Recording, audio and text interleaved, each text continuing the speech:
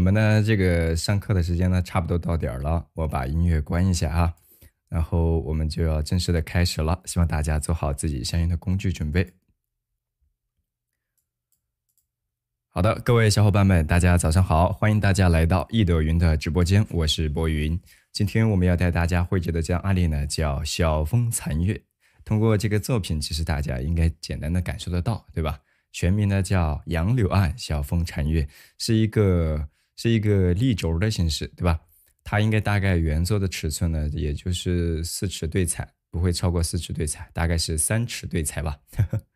3尺对彩还要窄一点点。那么大家在用这张画的时候哈，我们又是熟宣哈，熟宣我这儿忘了改，熟宣31乘以100厘米，熟宣31乘以100厘米，狼毫或尖毫。通过主题大概都能感受得到，这是一个什么样的景况？这是晨晓黎明时节，山间雾气浮动，而且呢，山在这个天空之上有一轮呢圆圆的明月的一个景况。那在这个画里边呢，有这种空蒙，而且呢稍微的暗沉一点的青山，是吧？来映衬这个画面。当然，在画面的左下角，主要去刻画的就是咱们的柳树，还有点景的小船儿。当然哦，都有一种我们说惜别挽留之意，对吧？当然，它也是代表了某一种情愫，是吧？我们经常讲月上柳梢头，人约黄昏后。这个诗文的出处，我想大家也知道，是吧？是柳永他所著的，对，是柳永的今宵酒醒何处？杨柳岸，晓风残月，对吧？好，其他的咱们不多说，然后依然是浅见的方式来体现。记住了，用熟宣哈，用熟宣，我们给大家强调一下。然后我要调转镜头了，大家做好相应的准备。可以用皮纸，可以用皮纸，不要用生宣啊。生宣也可以画，这张画倒还是可以。好嘞，能够看到我的双手吗？能看到我的双手的，来敲2个数字5，好不好？我们先确保咱们的设备一切通畅啊。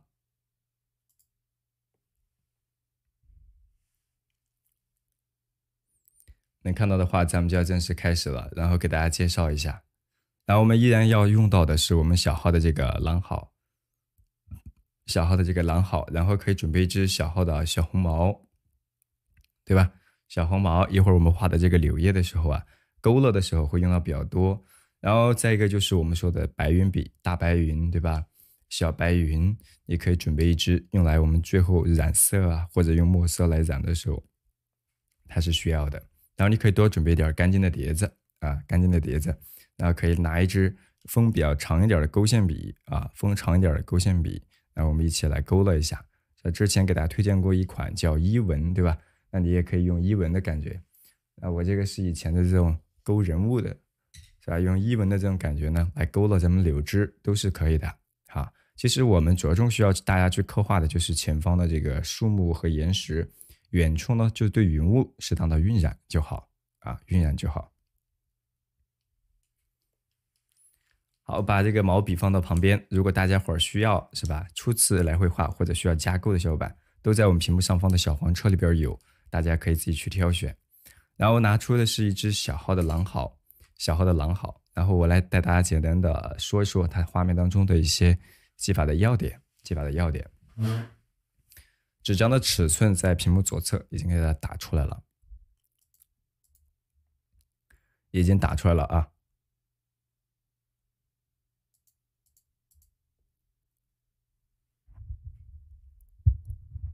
好，咱们直播正常的这个保留当中。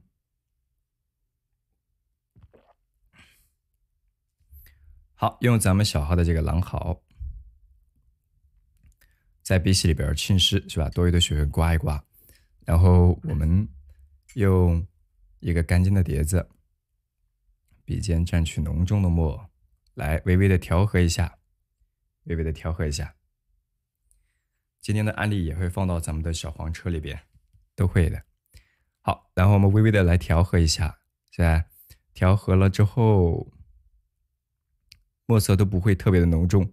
本来熟宣上面它干了会更淡，对吧？所以调和的墨色相对来说，你可以让它相对饱满一点点，也就是相对可以浓稠一些，水分也可以大一点，因为在手绢上它不吸水，对不对？好，我们带大家一起来感受一下它的这种造型或者说用笔的感觉。这些作者大家都很熟悉了，但对于他的这个画的这种熟悉度啊，可能还不多，对吧？因为他很少用这个手绢，其实他也有不少作品用手绢的方式。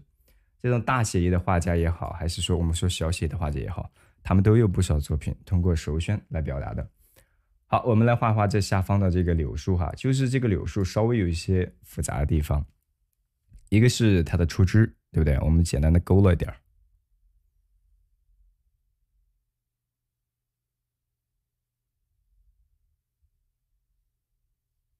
是吧？勾勒一点点它的这个出枝，一个是它粗细的过渡要自然，然后呢，在适当的时候要出一些小的树枝出去啊。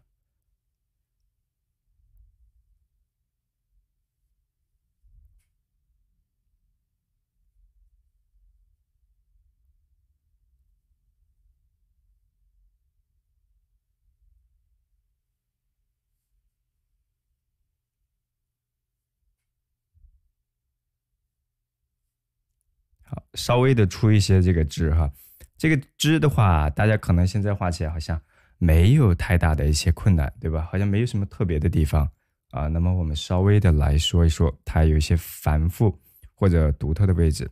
它的出枝其实最主要的就是这种柳条和这个主干衔接的地方，就是很容易画的粗细过渡不太自然。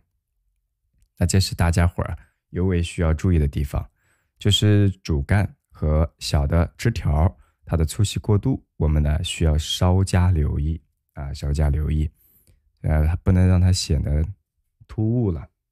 我们推进一些啊，推进一些。我只是给大家简单先示范一下这个柳树它的这个主干和这个叶脉啊，不，跟这个枝条它们之间的一个表达。好，下方是吧？有长有短，然后适当的出一些小枝，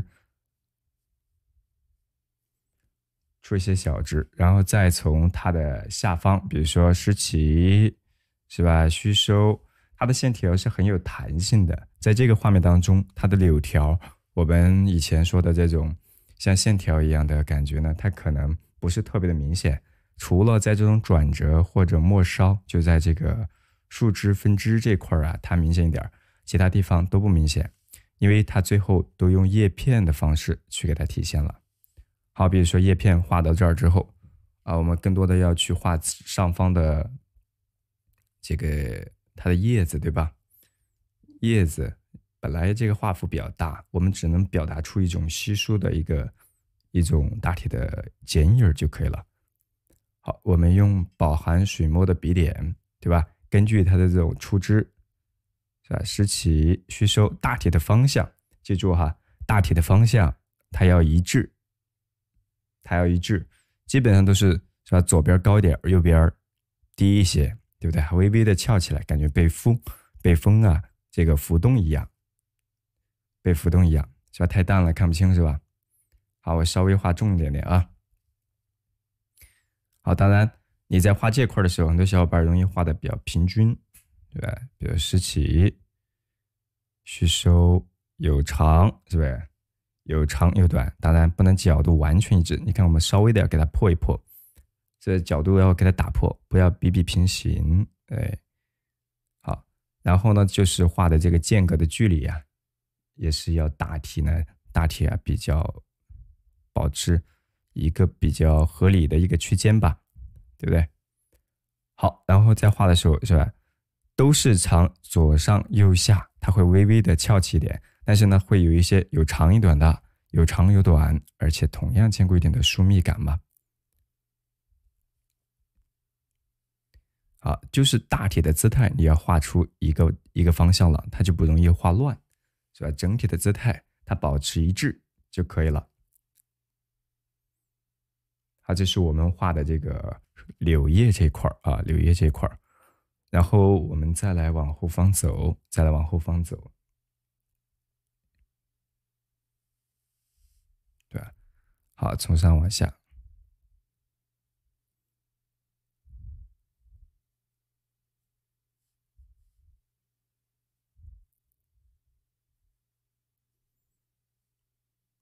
好，再往，比如说，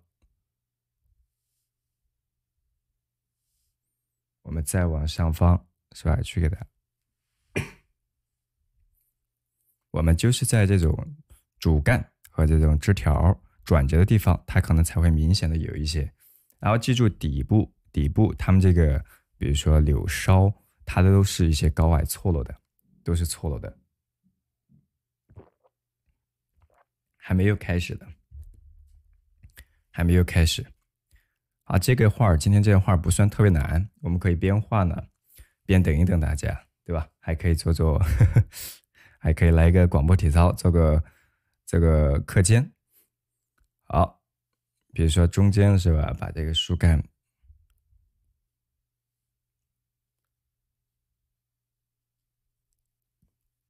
给带出来。它其实，在村上面没有什么特色。就是在用这个叶片去表现的时候啊，它既统一，然后呢又很协调，不能画的散乱，但是要兼顾一定的疏密感。在这里边，它会微微的在一点，有一丢丢是吧？有那么一丢丢的重墨在里边，画面呢它显得有节奏了，是吧？它显得有节奏一点了。好，我把这个镜头稍微推远啊，这个大体的感觉大家知道了，对不对？好，甚至于这种叶片，你比如说它把主干啊，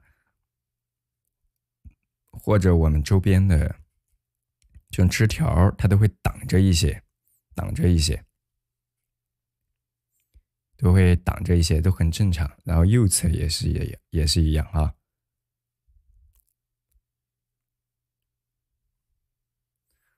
叶片与叶片之间的交叠的话，那么它肯定不是说完全一种墨色的层次，这个大家都清楚。只要成组出现在这儿，大家一定要记住哈，我一会儿就不会过多的去说了。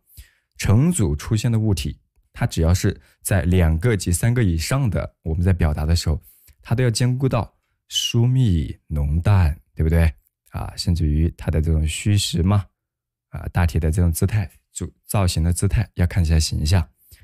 你在画的时候是吧？大体有些地方我们在临摹肯定不可能像这么散碎的一些内容，我们不可能完全依照它的来。大体叶片是附着在柳条上，柳条它在长的时候，我们刚刚说到的组合，它是不是同样要兼顾？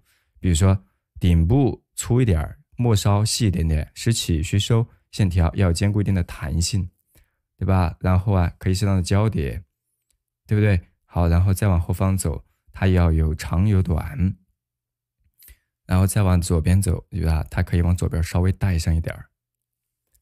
好，上方紧，下方松，对不对？而且参差错落开，叶片附着在这个枝条上就可以了。这就是柳条的这种节奏感啊，有长有短，顶部实，尾部虚，它可以适当的有一定的疏密的节奏，顶部紧，下边呢松动一点。这个点如果理解了，来敲个数字1啊！一会儿咱们就正式开始带大家画了。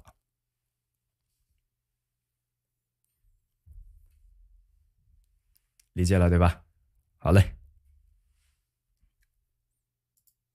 那咱就把案例图、案例纸张拿出来，带大家一起来动动手。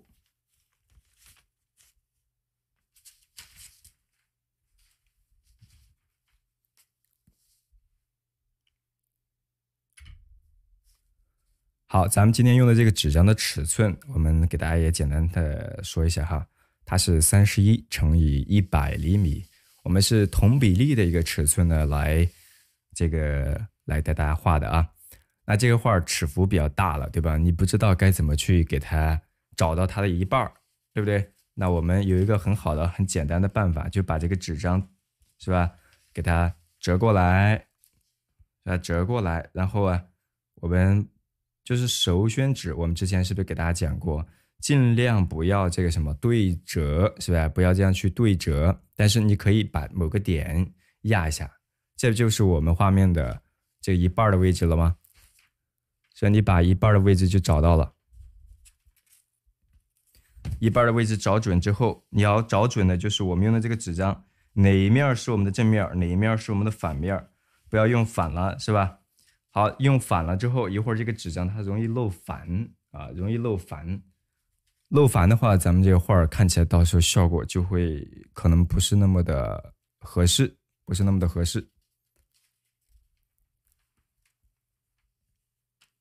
好，我大概确定到我的这个画面的中心点啊，大概确定好到，你看我这儿有个简单的折痕，对吧？好，大概确定到这儿，这是我们画面的这个横竖十字线交叠的地方。好，课前已经完成1000赞了，对吧？非常优秀。用光滑那一面，确定了咱们中心点，咱们再往下方走，大家可以看得到，我们左上角、左下角的岩石最高的地方，也就接近于中心点，对不对？横着的中心线啊。那么我们在画的时候，依然是由底部往远处呢去推着来表现它。那么我们先画什么？是不是？我们说杨柳岸吧，先把前方的杨柳岸画完，再去画远处的小风残月啊。好，拿出我们的这个小号的狼毫，纸张大了呢，大家在造型和把控位置上，你就稍加留意一下就行。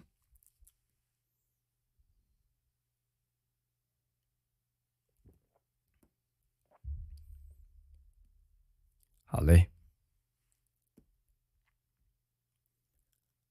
，OK。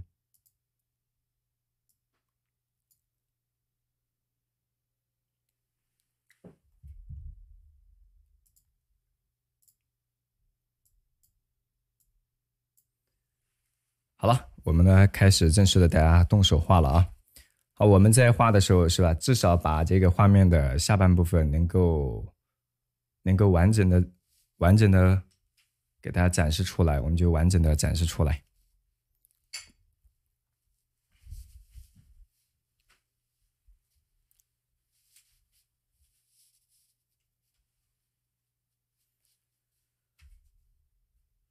要压住，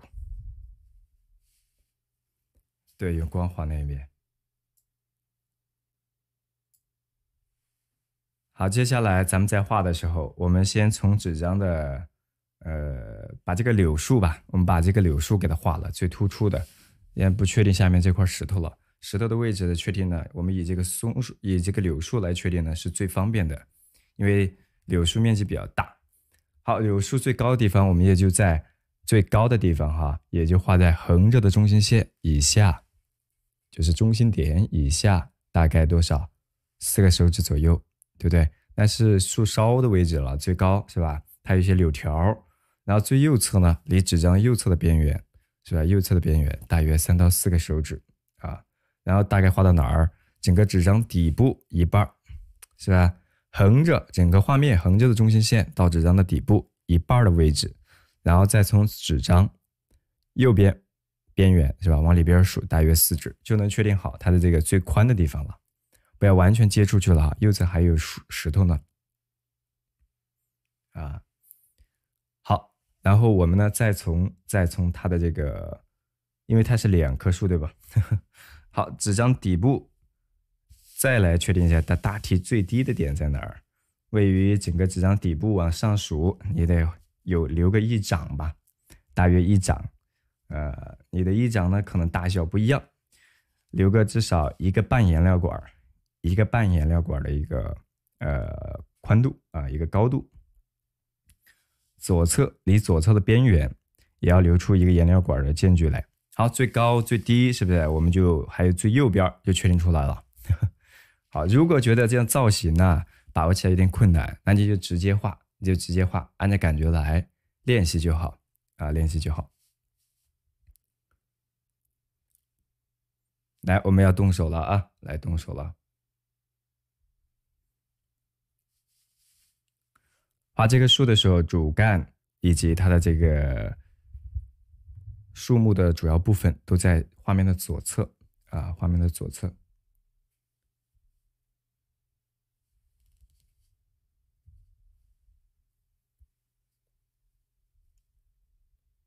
好，从我们刚刚定的最高的点是吧，往下大约2到3指，我们来勾勒它的这种小的树枝。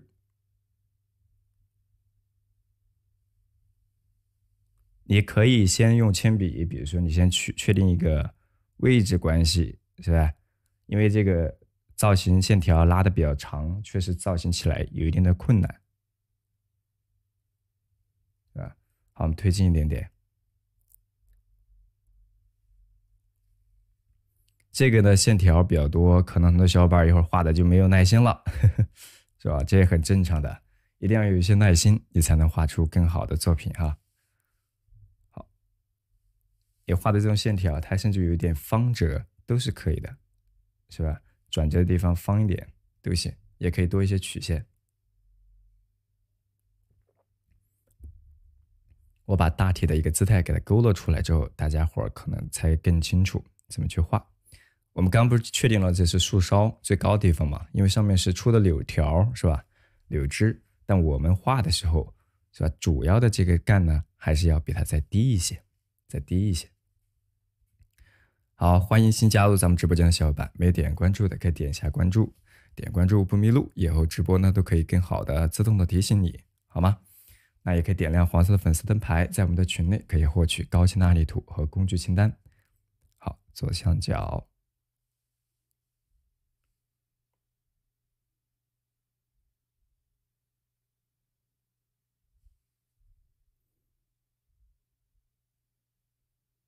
好，这个柳条我们在画的时候啊，它是比较，就是树梢部分，它是比较直愣的，比较直愣的哈。好，从它右侧出这么一个枝过去。好，可能有的小伙伴说，我自己习惯从下往上画，对吧？那可以灵活的安排一下，好吧？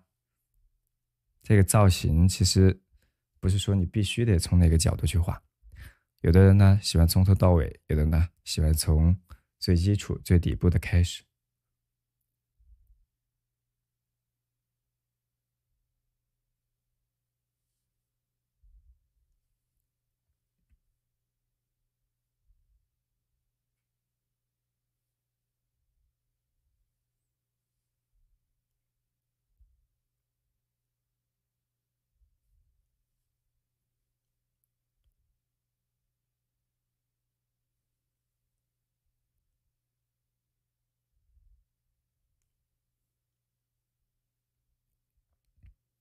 好，在一些交叠的地方，它出的这些枝角度它是不一样的，角度是不一样的。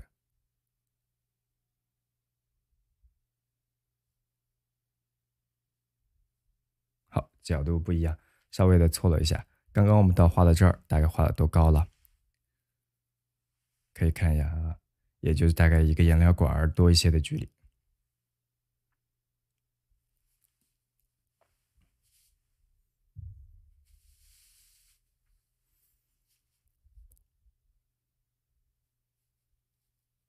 对，开始画了啊，开始画了。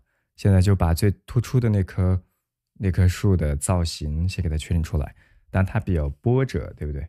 它比较波折，那我们再给它稍微的往下。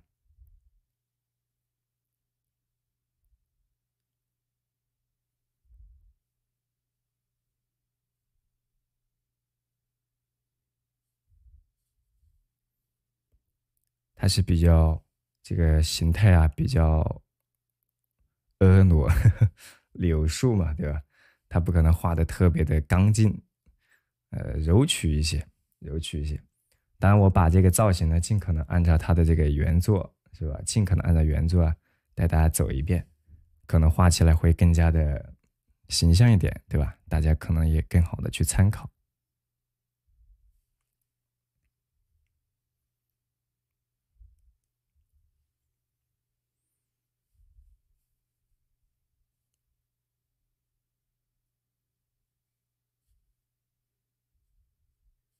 好，树干上放的这种皴擦，我觉得都不是什么难点了，对吧？因为本来这个柳树它最突出的特点就是这个柳条，是吧？柳枝。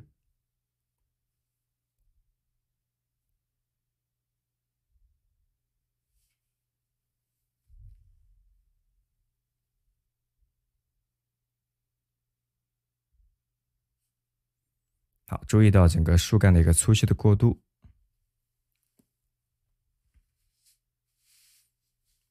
话术不是先立干吗？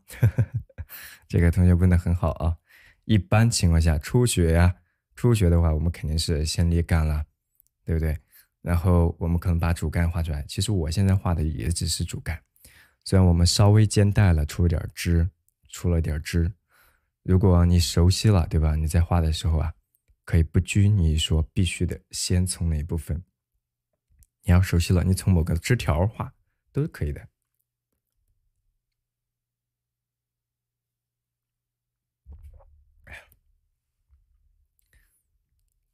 来，我们再从右侧，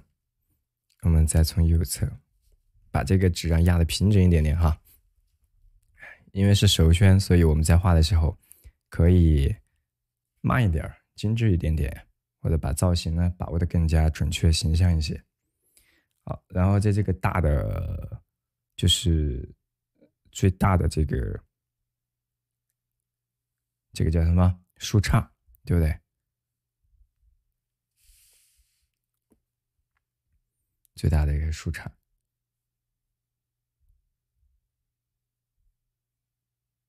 是吧？柳树这块呢，我们还没有在基础的技法教程里边讲到，但是近期呢，应该都可以给大家讲到了。画这个树是吧？它共性的地方都是这个主干的大概的造型嘛，粗细是不是？然后线条的这种前后的交叠，所谓的数分四齐，这是共性的点。那么个性的地方就在于很明显了，对吧？你小的时候挨揍的时候，家长是吧用什么抽的你？是不是就是这个柳条嘛？好，所以这就是要区分它们共性的地方，区分它个性的地方，也要把握住它共性的位置。好，然后再从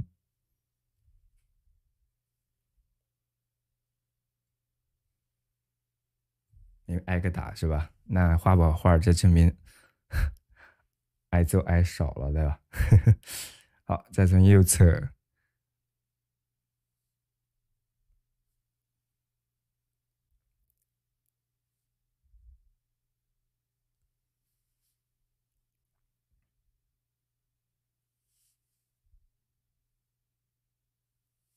我们刚不确定了最远的地方吗？好，那我们再往后方走的时候，再往右侧走的时候，那么位置啊也要给它留出来。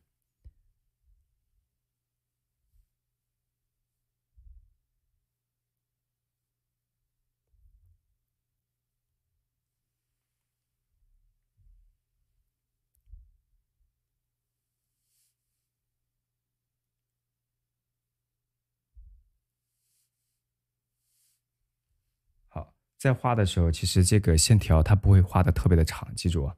而且这个线条只是末梢，就是顶部这块它明显点，下面都是叶片比较明显，是吧？下面是叶片比较明显。好，枝条我们可以先不加，然后我们再来把这个画面的底部，是吧？主干部分给它画完，主干部画完，大家都不知道我在画什么。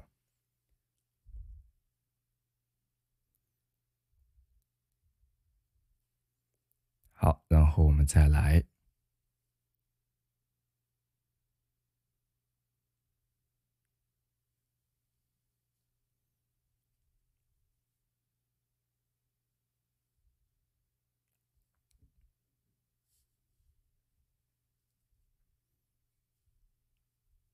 好，在画的时候注意到它的这种出枝的一个粗细的变化哈，它这个主干它是越来越粗了。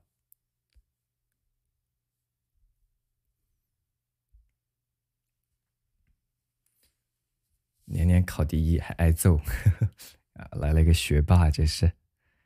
好，然后再往下方，好，这样大的转折的位置。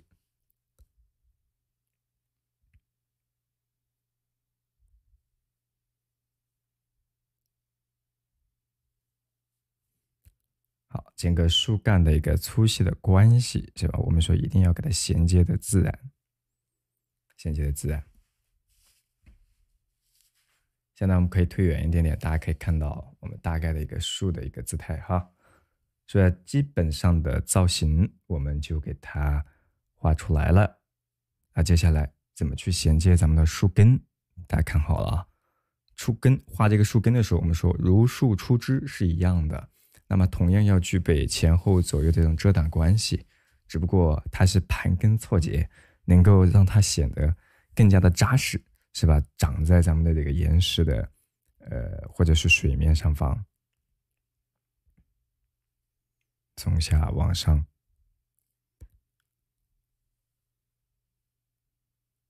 然后画到这里之后，它下方，你看都是线条的这种交叠关系嘛，然后往下一般都是这种环保的，我们说的左括号啊、右括号都是双勾的感觉，对，双勾的感觉。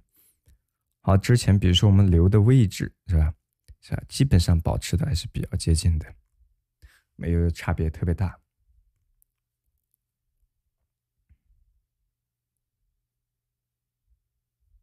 然后左边再来，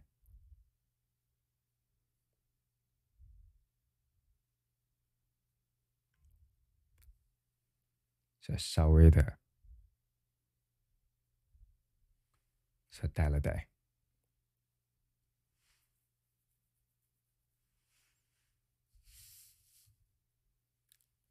好嘞，这是我们画的一个主干。当然，像我们这个树哈，树干它的浓淡的过渡关系，我们还可以稍微的注意一下。目前画的过于，比如说，颜色呢单一了，对吧？我们可以把部分需要去强调的地方复勾一下，复勾一下就好。根部不好画，对吧？来给大家简单说一说。画这个根部的时候，我们说如数出枝是吧？注意它的盘根错节，这是主干。好，下面为了体现出它这种丰富的层次和交叠的细节，一般都会有一些遮挡的，是吧？遮挡的这个出枝，这个根脉出来。好，比如说稍微的勾勒一下它的一些根系，这样错综复杂的出来。还有这块也是一样。该怎么去说？其实也是一层层的。你比如说往下方走，是吧？它还可以再像这个出枝一样的去生发。当然不用每一根都是一样长，是吧？它跟出枝是一样的，也不会一样长，有长有短。那么在缝隙的地方可以稍微的擦一下，稍微的擦一下。好，好了，这是我们画的这个主干，主干部分。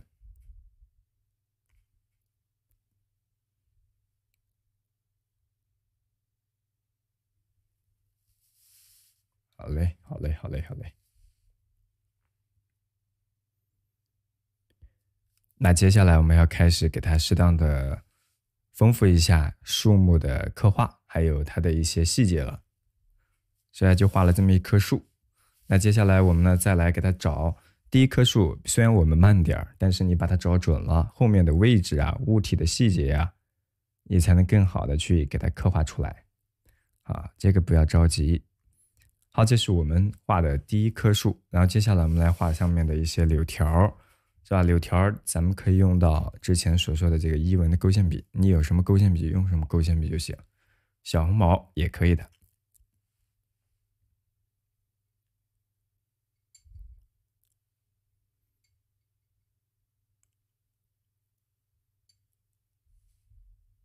好，来我们稍微的勾勒勾勒啊。根据它的这种大体的出枝，把它这种树这个叫啥柳条是吧？柳枝画的再更加的形象一些。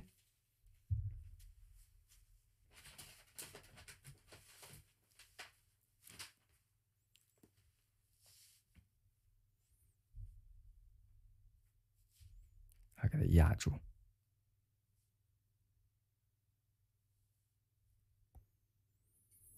水分饱满一点点，水分墨色都要饱满一点啊，太少了它就画不上去。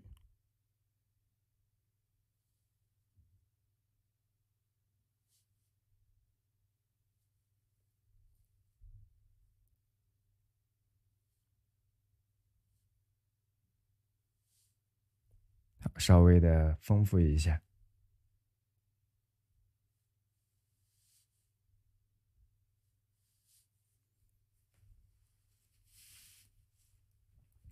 可以把自己的设备的声音加大一点点啊。今天主播的声音呢确实比较小，希望大家多多担待啊。然后我们稍微的给它叠加叠加。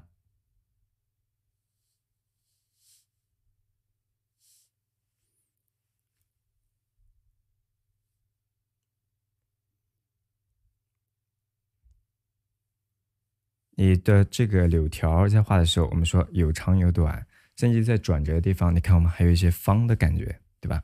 有一些方的感觉在里边。上午好。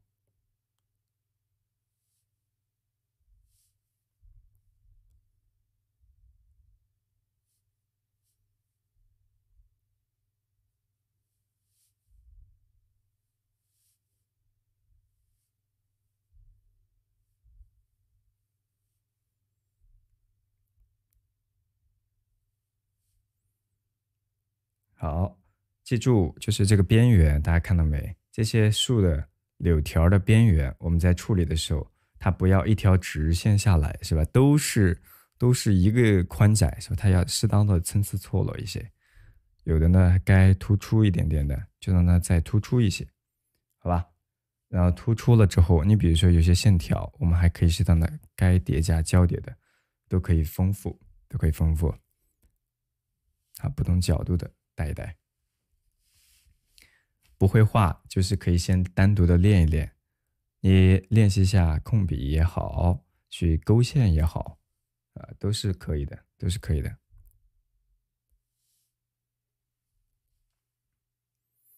记住，就是有一点，你比如说我们在处理这些线条的时候，它一定是要顶部啊，顶部在出枝这块儿的时候，它要粗一些啊，底部它要轻。啊，这是它的节奏，你得把握住。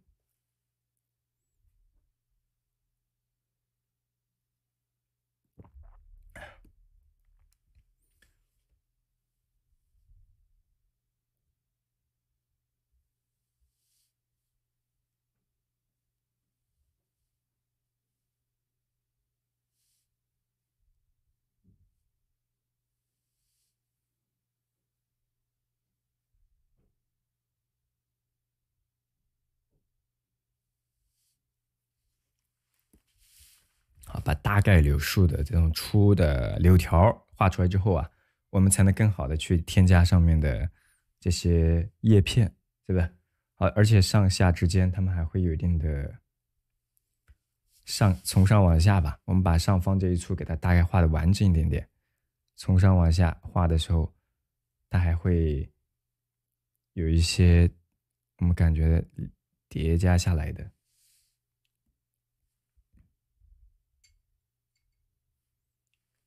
这个画面你把柳树画完，这个画就完成，这棵柳树画完，你就完成一半了。所以细节就麻烦的地方也就在这里，要稍微有点耐心哦。好，在这个树梢部分呢，我们稍微添加了一点重一点的墨。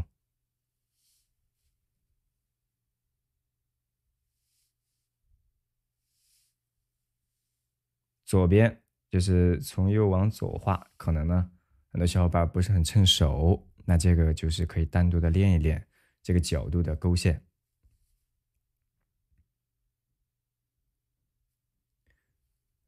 树根和树干出枝一样，只不过树根弯曲多了，对吧？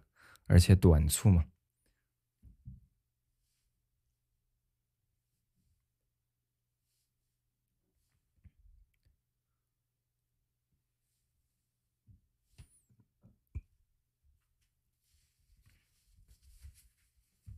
好，然后我们接下来把大体的姿态确定出来之后，往下面走就轻松很多了，对吧？然后我们就不用一一的完完全全的照着它这个一笔笔的来了，我们就可以自己去协调画面，它这种粗细、疏密、长短这样浓淡的关系了。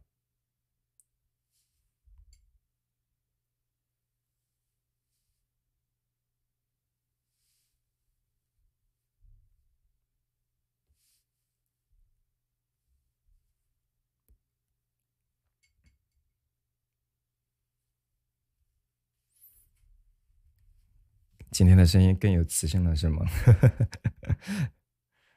哎，这一言难尽。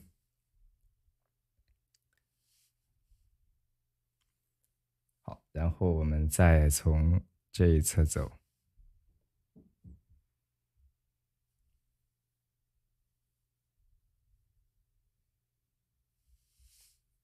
好，在它的边角这一侧是吧？咱这依然要给它添加一点儿，挨着咱们主干这一侧嘛，我们要依然添加一点儿它这种柳条。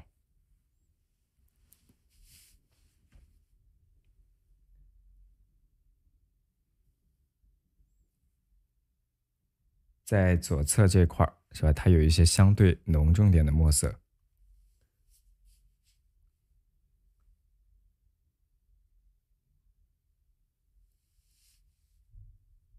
好，再来。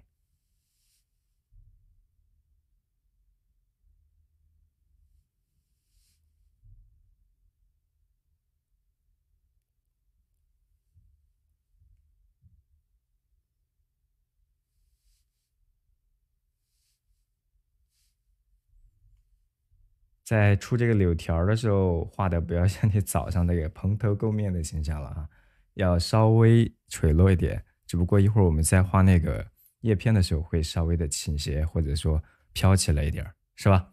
啊，不要全都画的这个都像这个角度这样倾斜着，那样稍微垂一点点，是吧？垂落一点点，然后都飘起来了，这个画就显得炸毛了一样。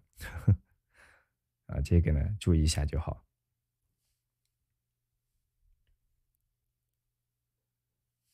好，有一些你看，我们还会往右侧，你看倾斜一点，感觉风刮起来的感觉。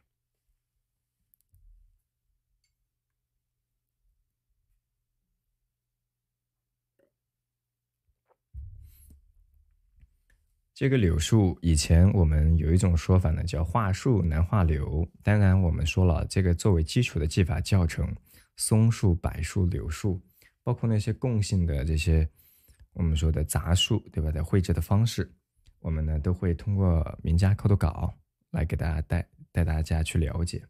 现在嘛，我们只是出于画面的表达，是吧？更多的是去画它的这种造型。是吧？大概的一些细节呢，没有过多的去讲啊。今天这个嗓子呢，也讲不了太多啊，讲不了太多。我以为本来就已经，哎，大意了啊。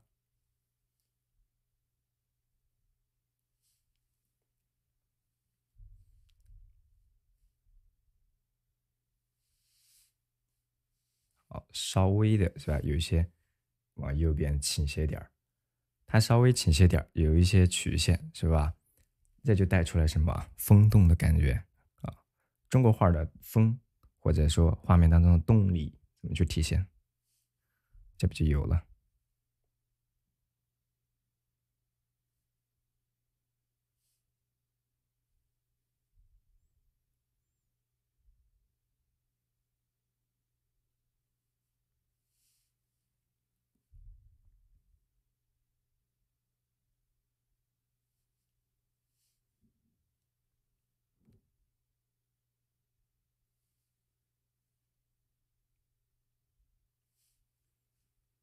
好，微微的夹一夹。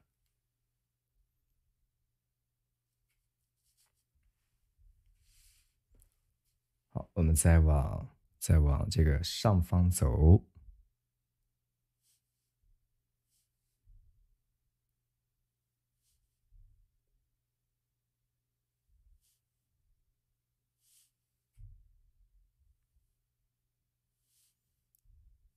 好，这块的细节看起来相对繁多啊，相对繁多。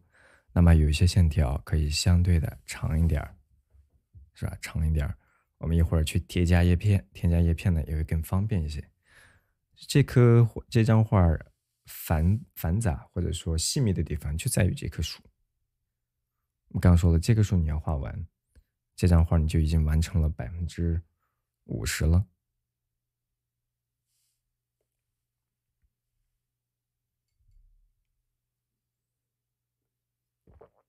柳条是有规律的，前面我们已经讲到了，顶部或者出现由上往下顶部实、底部虚、下方参差错落开，而且组织的线条它要有疏有密，上方紧凑，下方呢松动疏朗，一个紧是吧？一个松啊，都要有这种节奏在里边。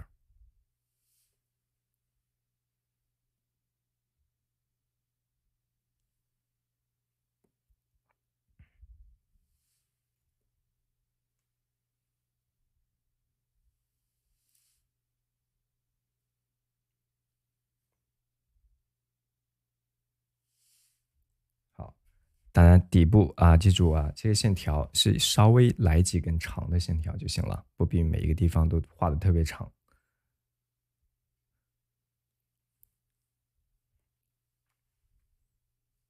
包括在这一侧的，比如说一些线条，微微的带一带就好。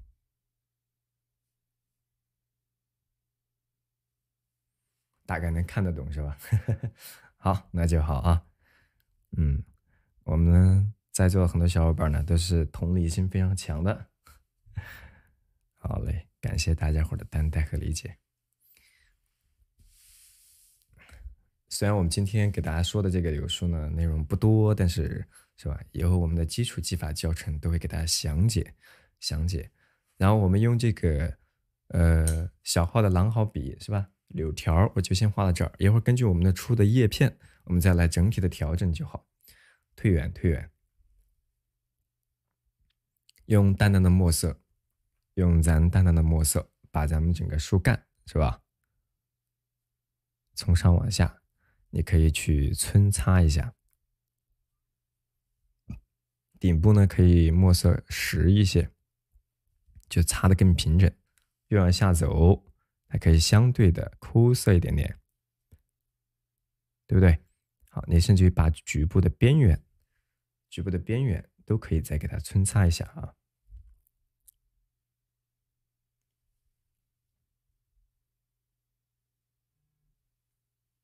然后右侧，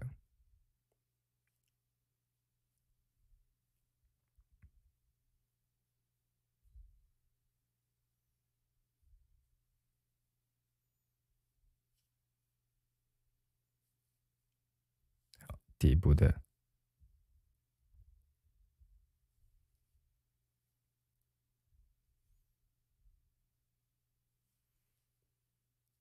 好，底部。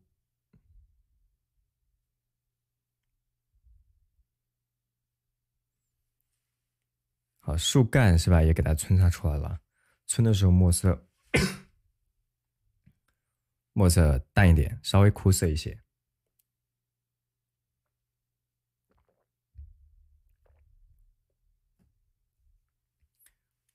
好了，我们把这棵树是吧，大概给它皴擦出来。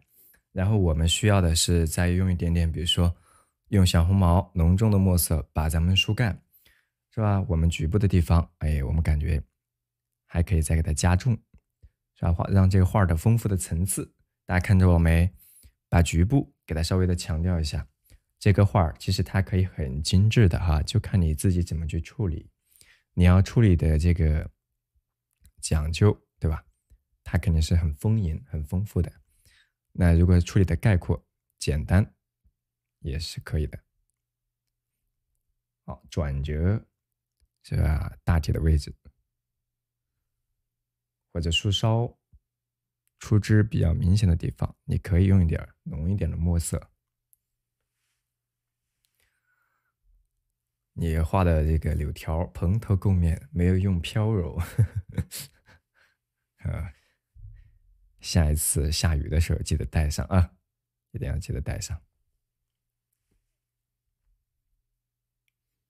啊，在下已经阳过了，不用担心。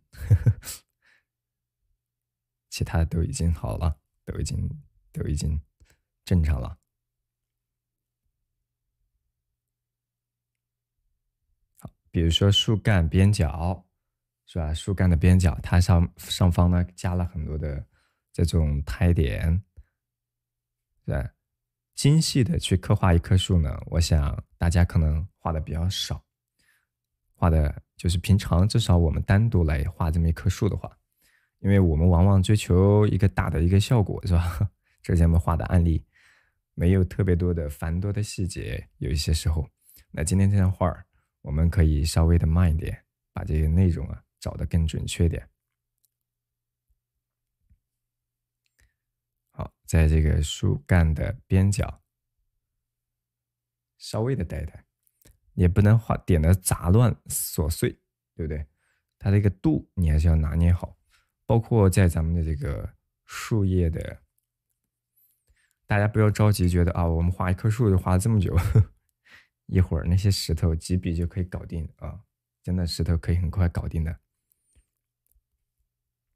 比如在这种密集的地方，这种点的就是枝条比较密集的地方，你上方都可以多点一点茂密的苔点，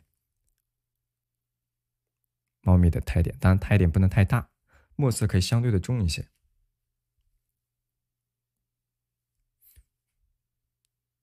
好不好？好，然后我们再把这个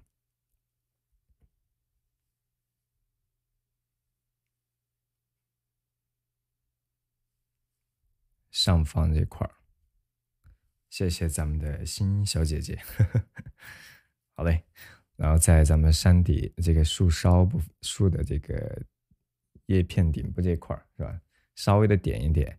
以前我有带过我们一些小伙伴画过很多的柳树，是吧？好，接下来我们呢只是增强了一点疏密的节奏，包括它的一种浓淡的层次。那接下来我们再往里边走的话，是吧？要添加它的叶片了啊，开始添加它的叶片。叶片，来大家伙儿，我们可以用淡墨，用淡一点的墨来推进点儿，大概都能看得到。刚刚都说了是吧？根据这种出枝，是吧？顶部拾起虚收，记住不要太飘，它是左上右下，有长有短，间隔的距离呢大体相当，但是不能完完全全平整的。好，而且不要再出这个，比如说点到这个柳条上，对吧？我们不可能点一个特别笔直笔直的，你就点了。有的小伙伴说：“老师，你是点到这根线的左侧呢，还是点到它的右侧的？”它都会有。如果只点到右侧，它显得呆板，是吧？只点到左侧都会呆板，灵活一点，好吧？有长有短，兼顾一下整体的疏密感都可以的。好，越是繁多的内容，我们说越要注意到整体的关系。怎么去注意到它整体？整体的一种疏密嘛，整体的疏密感。啊，头疼的小伙伴，感冒的小伙伴，可以呢根据自己的实际情况劳逸结合，是吧？然后当然身体最重要，身体最重要。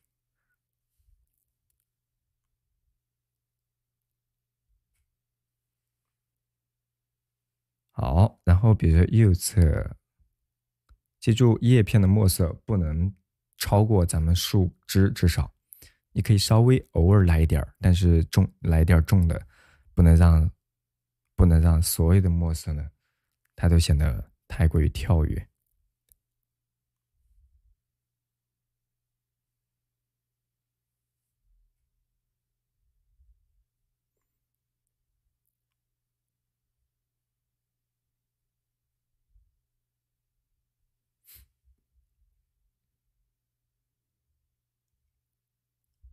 我们今天给大家说的是悄悄话，今天更像是在说悄悄话，是不是？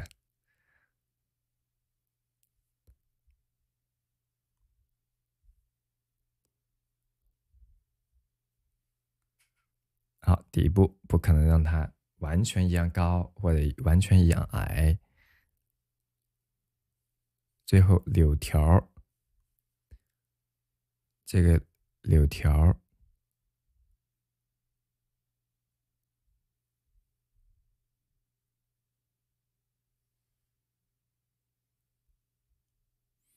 把这个线条会叠压住，叠压住一点，不会特别明显。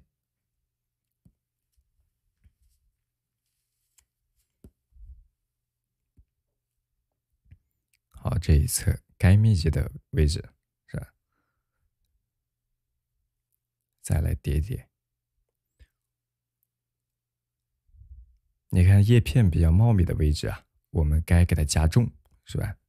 或者说密集的地方，我们还是会给它加出来，不要嫌它琐碎，是吧？散乱。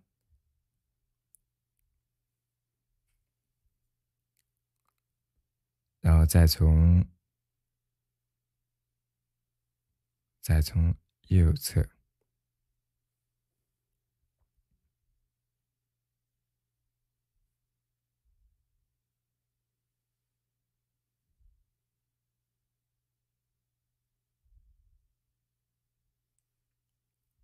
好，它这种小的叶片之间，它是偶尔也会有一定的连叠，啊，偶尔有一定的连叠。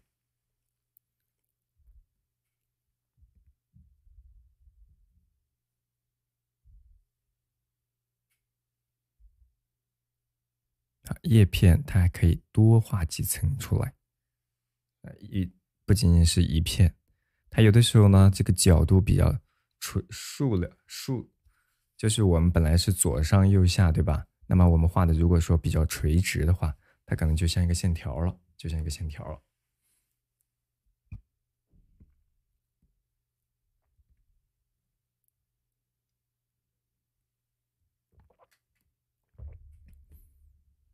好嘞，啊，比如说上方某些位置上，你可以自己稍微的补一些线条出来，补一些线条，然后好，越往上走，如果你去叠加这个叶片的话，它开始也是两头像这么一个柳条，大家看好啊，抬头看一看，顶部和底部它的这个柳条或者画的这个叶片，它是都比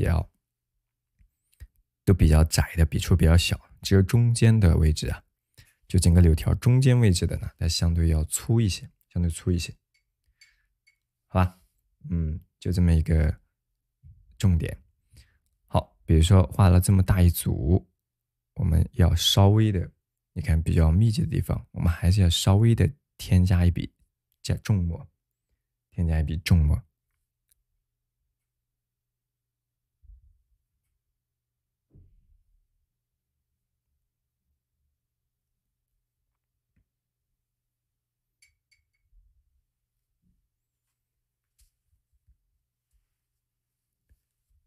左边是吧？根据咱们的叶片，可以来更淡的墨色去点，更淡的墨色，然后越往后方走，咱可以根据实际情况再来做一定的调整。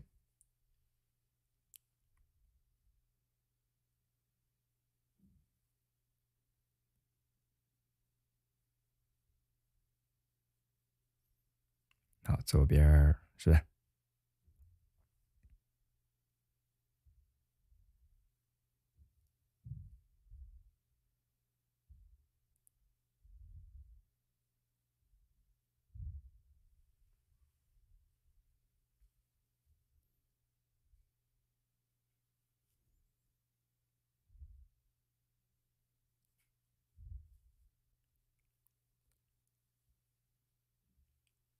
好，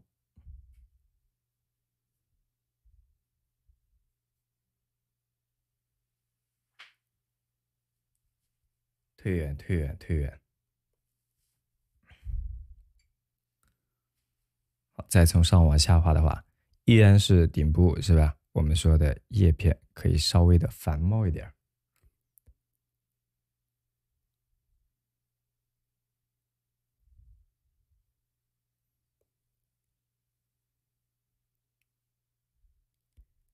可以根据这种弧线的感觉呢，比如说去添加的话，是吧？就是这个柳条，如果是比如说从左往右弧动，有一个弧度的话，去添加，它会有一种动感，对不对？微风拂柳的景象嘛。好，那我们基本上把这叶片都是从左往右这样去处理的。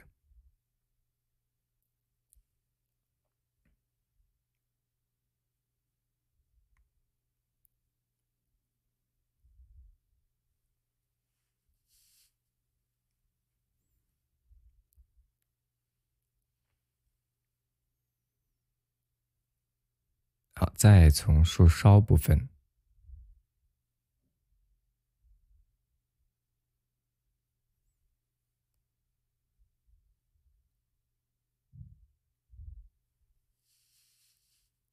好，再来，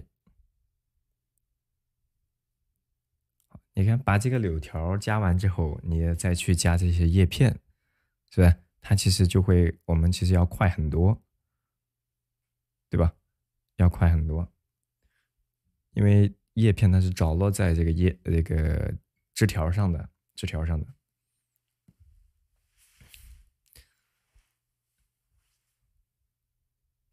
化成巨柳了。大点儿是可以的。先画上边会不会好一些？不然会蹭手上墨。这个是熟学，它干的挺快的。行，那我们先画上方，把这个顶部的叶片它要相对少一点哈。顶部的它叶片少很多。这个确实哈，你先画上方，这个可以让这些手啊更干净。可能我们刚开始画画喜欢画树是吧？我也习惯从上往下画，也可能是当时有这个原因。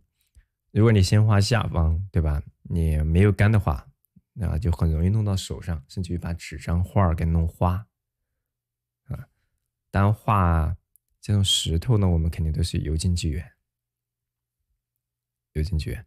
好，顶部你用的墨色可以更淡一些哈，顶部点的叶片更淡一点。生宣可以试一试，可以试一试。他的画儿，这张画呢相对工细，原作呢，我通过这个观察呢，觉得他应该是在手宣上画的。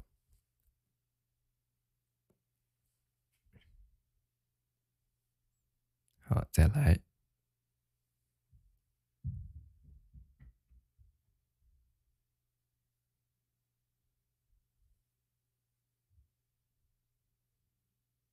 叶片不要画的太过于粗了哈，或者太过于宽阔。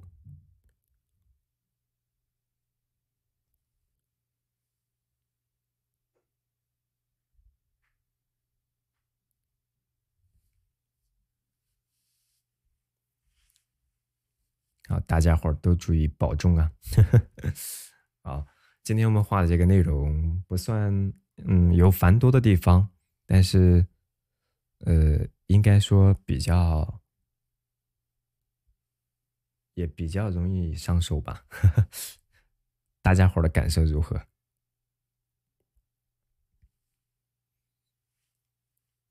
这个不是陈少梅的，是吧？跟她的风格有一点点像，是吧？好，这个呢是我们说的黄君璧的作品。陈少梅的画儿最近我们没有画，我们本来想带大家画一个大一点的，画个3尺的，花2节课来画嘛。这不最近，啊，回个头来，改天得空，是吧？找到合适的时间了，咱们再来带大家画这个大尺幅的啊。有很多小伙伴确这个什么跃跃欲试。啊，老师，你都不能带我们画点大的吗？天天都是这种小尺幅的。哎呀，画大的那都是一个体力活，对不对？等我们体力好点干个4尺的，这个说说而已啊。要即便是画个4尺的，那搁平常也是比较累的。我们又想通过短时间内呢，让大家更快的看到画面效果，所以我们一般呢就是小尺幅的居多，是吧？小画怡情，大画伤身呢。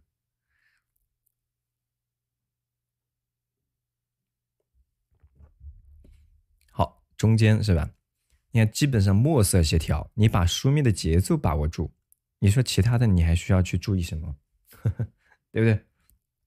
其他的你基本上就不用太过多的去关注了，不用太过多的关注。陈少梅的4个调频，画调频呢，就像我们今天画这张画是吧？你画4个、6个都可以的，都可以的，这个都好说。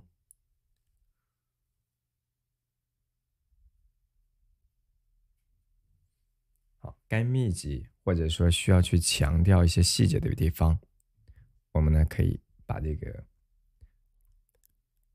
细节上加一加。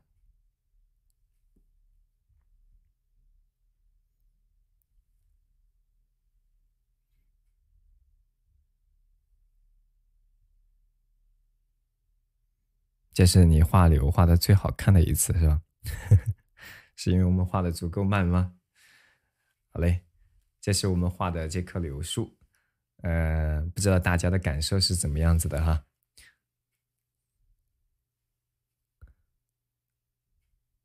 跟上了没有？如果大体跟上了，来敲个数字1。我们看一下大家的一个进度啊，看一看。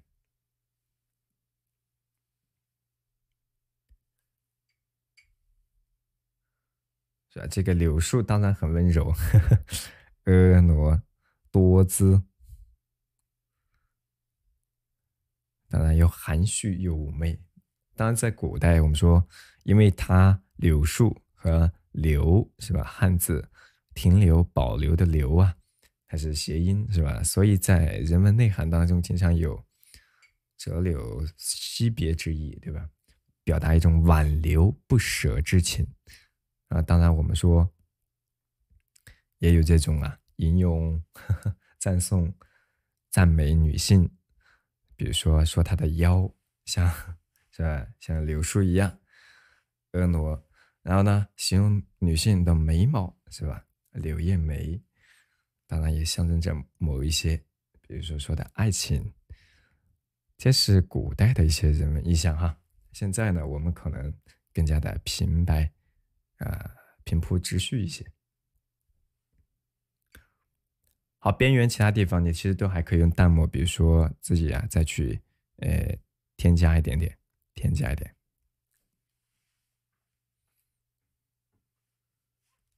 然后我们这块儿就先加到这儿啊，这块儿就先加到这儿，其他的呢，我们待会儿再来进一步的去给它丰富。全是树的画吧？上节课画的不全都是树吗？好，这是前方最前方这棵树啊。接下来拿出我们小号的狼毫笔，小号的狼毫，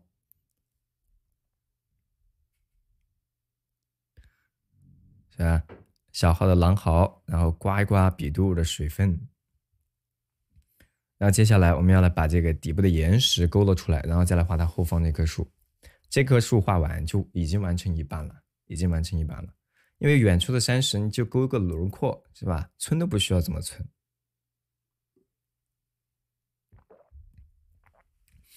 咱们这个树是吧？我们要在基础技法教程里面要画好几节，要画好几节。那我们目前就只是刚开始讲了基本的那种技法要点，还没有开始通过名家的作品示范，名家的这个刻度稿示范，我们还要再陆续给它更新。好，在这个柳树的下方，我们来微微的把这个轮廓是吧，颜色轮廓给它带出来。好，它的交叠的关系哈，大家伙注意了。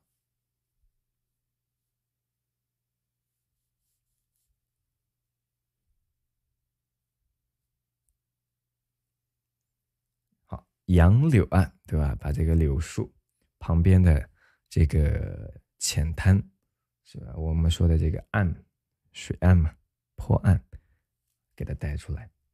这个就需要你自己去观察了啊，我就不多说。注意到这种波折，边缘的波折感。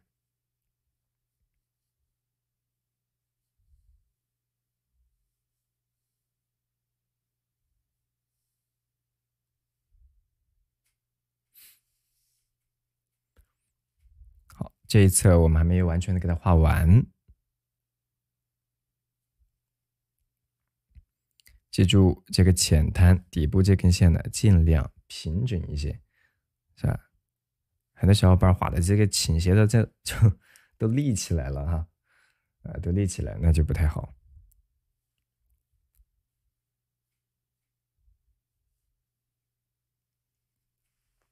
正尺拿一下是吧？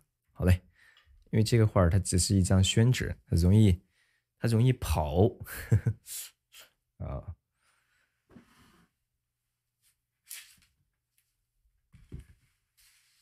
好，这样是不是看起来清晰点？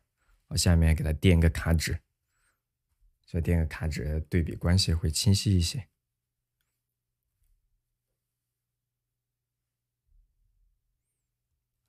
好，这样可以吧？好，然后我们再从上往下，把底部的这小的岩石给它勾勒出来。还有，因为前方我们这块画的这些石头，我们这块前面画的这个都是平坡，是不是？一个平摊。那么下方画的这岩石呢，是有棱有角的，有棱有角的。画一些白树，比较精致的，都好说。好，位于咱们竖着中心线上，我们来把这个最高、最大的这块石头，最大的这块石头，给它带出来。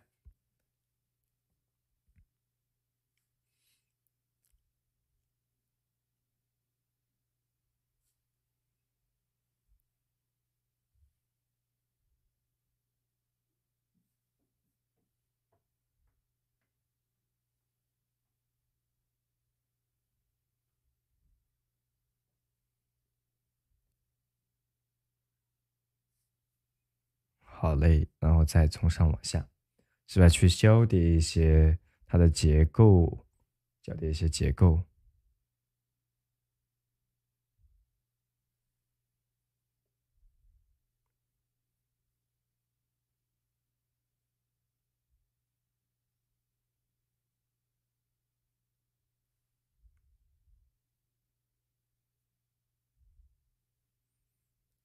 它这个是方折的这种造型，是吧？方方愣愣的，然后体块关系呢非常的明确。你看到没？就是最前方最精细的岩石，你也画不了几笔，它不像柳树，对吧？所以你不用着急，该需要你细致刻画的地方，那么你就要静下心来，专注下来去给刻画。那么需要你概括是吧？简略的地方，那你就松，是吧？放松一点，就放松一点，去把它这个处理出来就行。好，在这个斜坡，比如说它的左侧，该重的，好，给它加到这儿。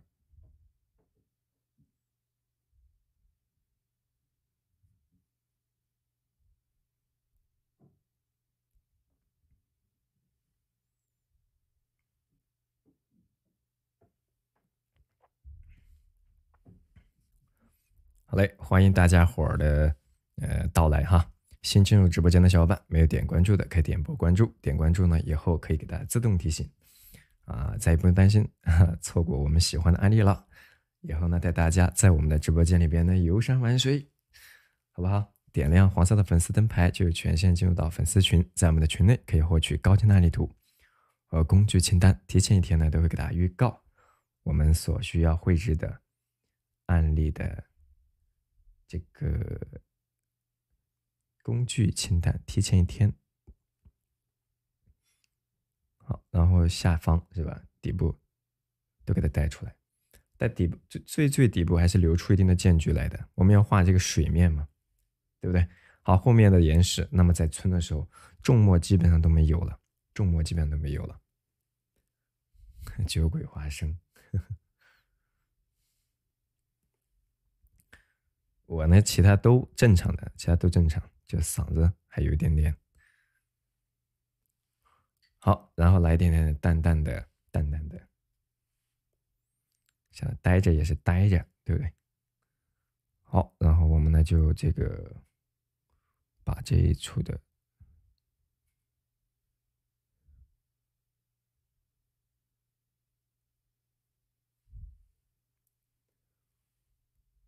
和摊，对吧？底部我们稍微的给它加重点，交叠的地方，交叠的地方我也给它稍微的皴擦一下，包括它的整个顶部其实留白都不多，好，然后左边是吧，也要给它交叠一些小的岩石的结构。那这个其实就很轻松了，对吧？你不一定要完完全全跟着它来，把这个平坡的厚重感也带出来就可以了。你要知道我们村的这样的作用和目的是干嘛啊？有的小伙伴就是抄一些笔触上去，是吧？看到老师这儿这么加了一笔，那儿加一笔，这个也是前期初学的时候呢，很正常容易出现的一个过程，是吧？有的时候村它是为了区分，对吧？为了区分开前后，有的呢它是为了代表一定过渡的关系啊，让这个墨色看起来更协调。这样你要明白了这样做的目的是干啥，你才能更好的去把握住，它的这个最终的效果的呈现。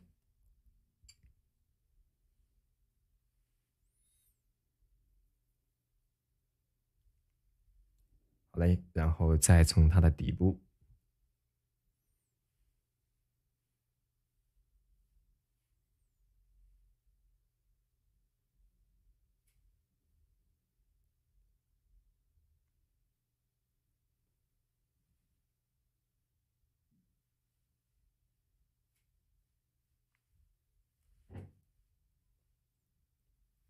好，稍微的擦一下，那淡墨给它擦一擦，包括这岩石的顶部，我们不会让这些所有的地方都显得琐碎，是吧？很多地方是要统筹起来的，它要看起来协调、过渡、自然。那像这个松树的后方，很明显，它要体现它的厚重、浓重，对不对？该重的我们就要重下去。好，很明显这些地方，你看它村的时候，它水墨这么满，而且它不阴，那就是证明它用的是手宣，对不对？好，你在观察一张画，它使用了什么材料的时候，你是通过各个角度是吧，去区分、去观察。它要是晕的特别厉害，对吧？那我们不可能用手宣来，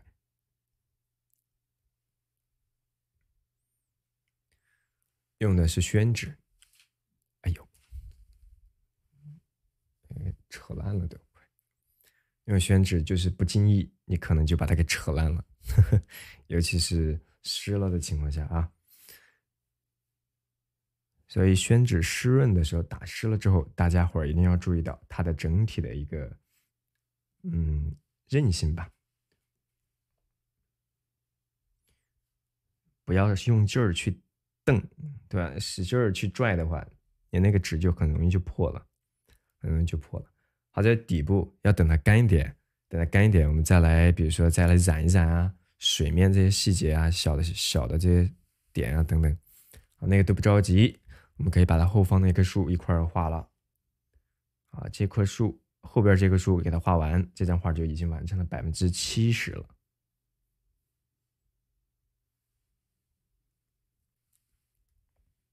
好，稍微的存一存是吧？就够了。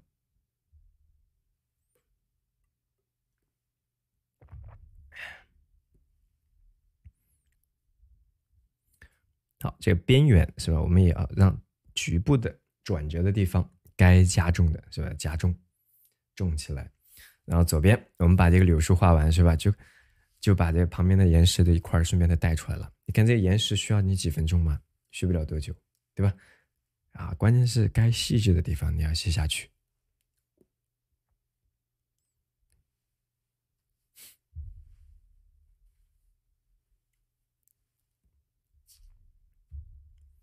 好，不要蹬破了啊。好，这两棵树呢，一个在前，一个在后，一个高，一个矮，一个胖，一个瘦，是吧？好，这是在处理画面的这种节奏啊，处理画面的节奏。那么在画的时候，我们要注意到这棵树，它大约是吧，在整个树的中心线到整个纸张左侧的边缘，对不对？一半还要靠右，是吧？在这个树梢的左边了，在这个柳条的左边了，而且是顶部浓，下边比较淡，对吧？为什么它浓？因为它浓重才能更好去衬托后方的这个石头，是不是？一个在前，一个在后，一个实一个虚嘛。好，这个出的最重的那个枝，大概跟右侧这个树枝的位置呢，差不了多少啊，差不了多少。好，当然我们不用画的这么直愣了啊。好，可以柔曲一点点。好，有的时候为了打破，比如说我们这根线画的比较直愣，那就波折一下嘛，波折一下。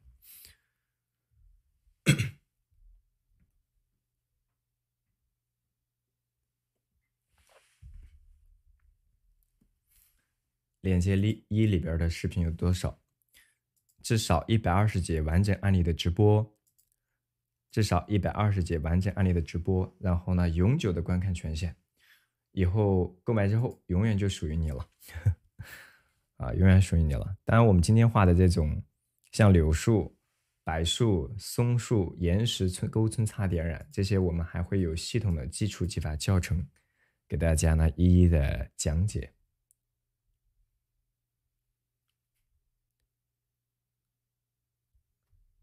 好，然后再从下，是吧？从下往上。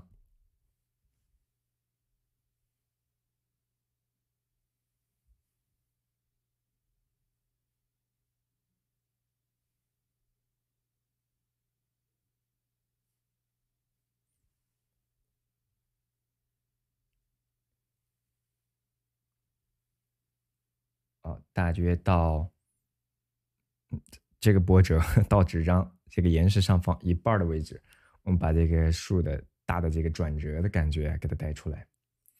它是离纸张的左侧的边缘呢要近一点哈，要近一点。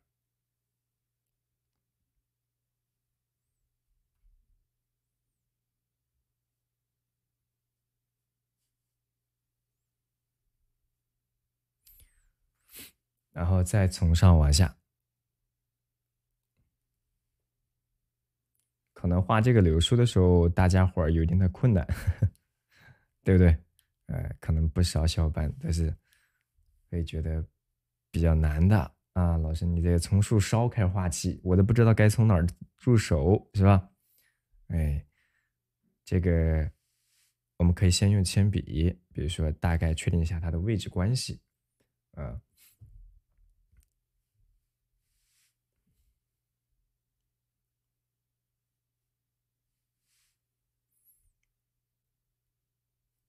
好，然后你看该转折这块它比较浓重的位置啊，我们就要给它种下去。右侧。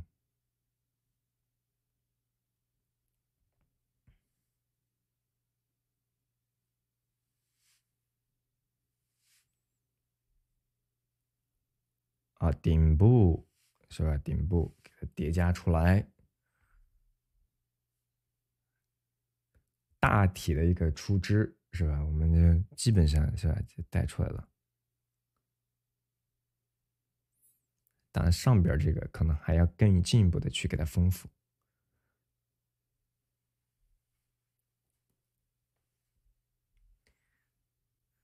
用的是小号的狼毫，小号的狼毫，在我们的橱窗里边，目前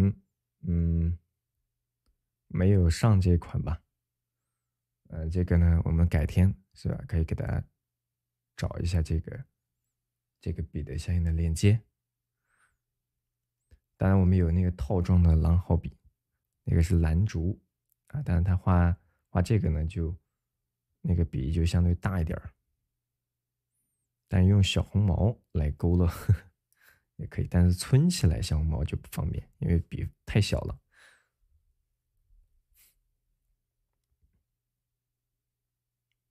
我们手上的小红毛很多的是1.5，是吧？1.5或2厘米的一个出锋，所以呢，勾勒一些小的细节是叶片是可以的。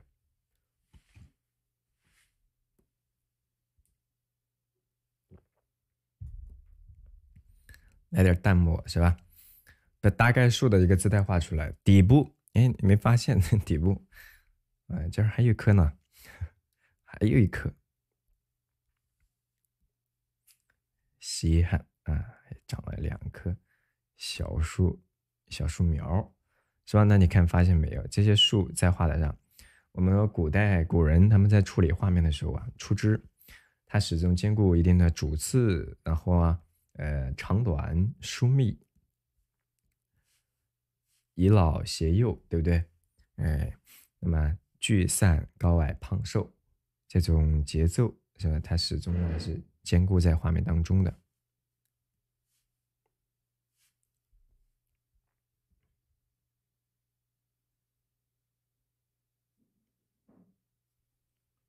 好，把咱们的树干是吧，给它点出来了，勾勒出来了。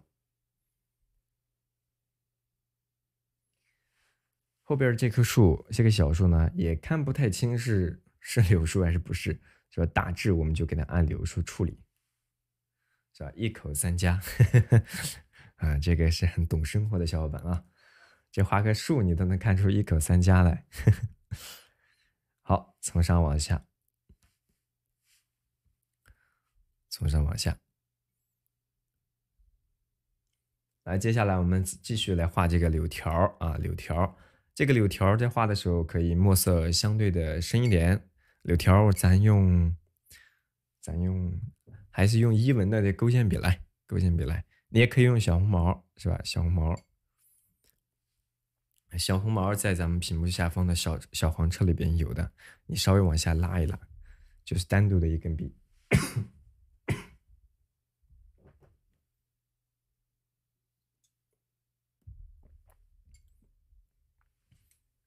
来，大约比如说从这一侧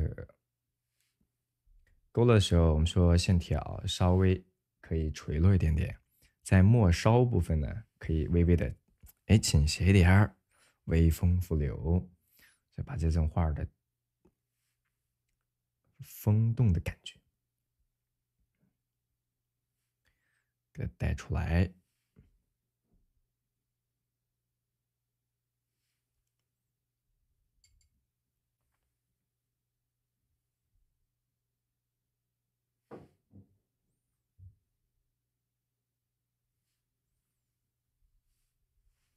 哎呀呀呀！前面有个胶带，老挡着我这个纸。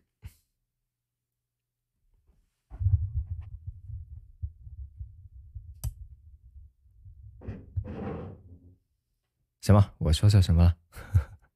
小红毛啊，小红毛在后方。我说什么口误了吗？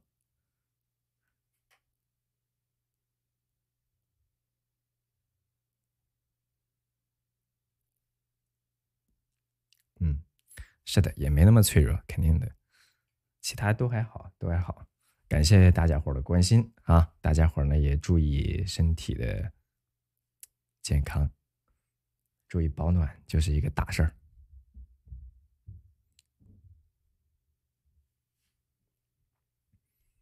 好，然后尤其是这一侧，你看看，它画到这儿之后垂落下来，都是末梢部分呢，它会往上提一提，再往上部分提一提。然后呢，在这一块儿也是一样，微风，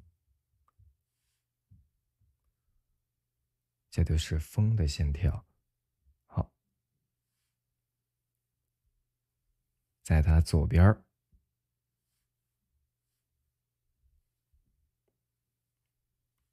啊，再根据这个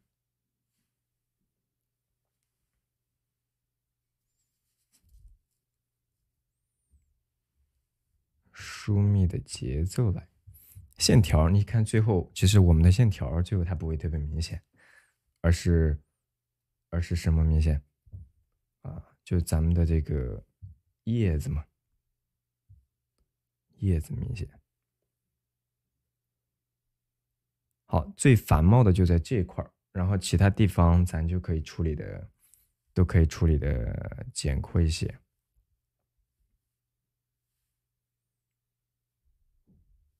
好，大体的势，也就是大体的方向，它是左上右下，是吧？微微的翘着头一点，是吧？柔曲一些。好，用小红毛，对吧？淡一点的墨，咱们把这个叶片上方的这个柳条上方的叶子，是吧？微微的带一带。用的这个笔触，你都可以带一定的弧度，都可以带一定的弧度。线条繁密的地方，那么我们都可以再繁茂一点点。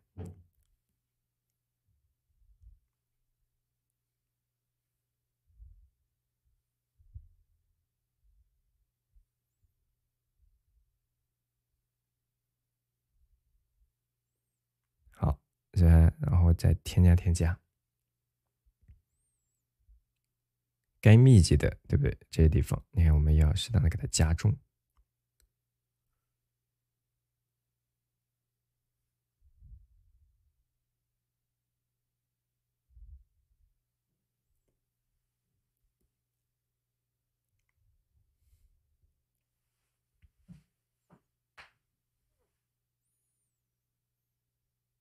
看这种，看这个柳条，联想到了我的头发，很稀疏的那种。那你应该看到很茂密的那种，应该是联想到这么茂密的叶片，怎么可能是稀疏的？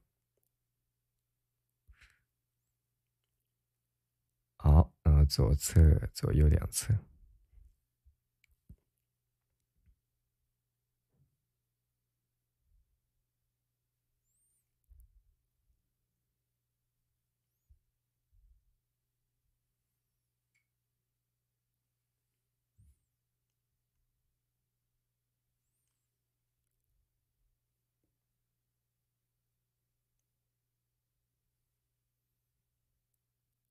好，再来。好，边缘的地方是吧？我们点的叶片那可以都淡一点。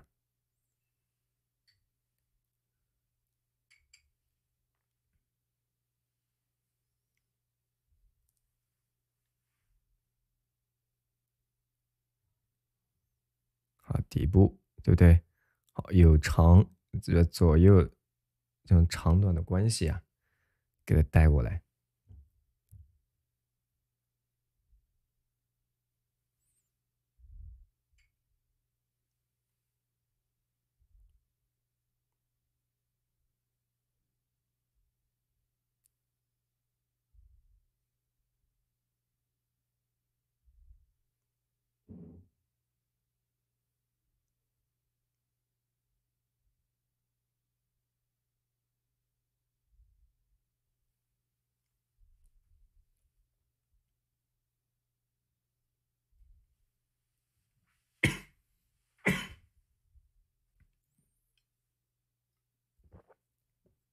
好嘞，这是我们画的这一处的这个柳树，对吧？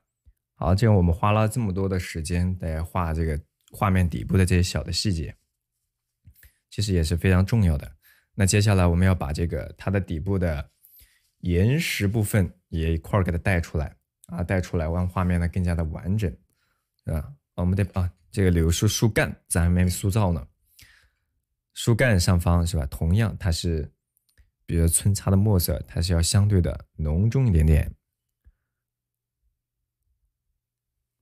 在树干上方，它该浓重的，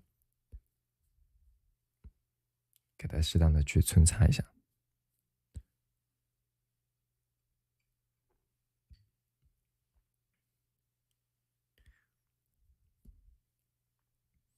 好，像小的这个枝条是吧？主干小树干也给它染一染，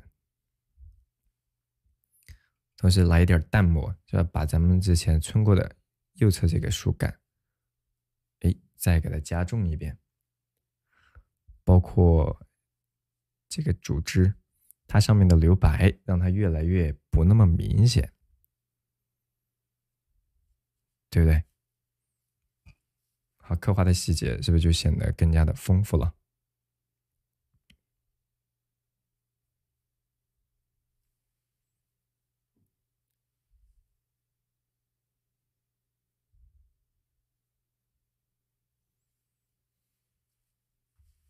好，树干和咱们树叶的墨色的区分是不是就有了？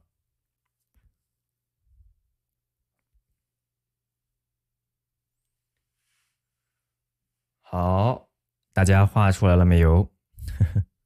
好，接下来我们来画旁边的岩石和旁边的小草啊。来，我们来画一画这个岩石了哈。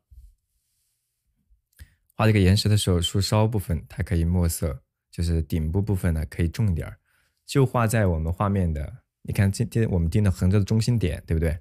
横竖十字交叉的点嘛，它大约在哪儿？这个山峰它大约最高的点也就画到横着中心线这块就行了，对不对？然后它的宽不是特别宽，也就画大概2指左右的宽度，对不对？前方大约就画2纸张的左侧，往里边画2指左右的宽度，它稍微倾斜一点点下来，最底部呢大约画到哪儿？画到咱们这个松树啊，不，松树了，柳树下方是吧？一个倾斜的一个斜坡，相对来讲比较陡的哈。喝点水，等等大家是吧？行，我再接点水啊，我这水都快没了，大家看着啊，马上回来。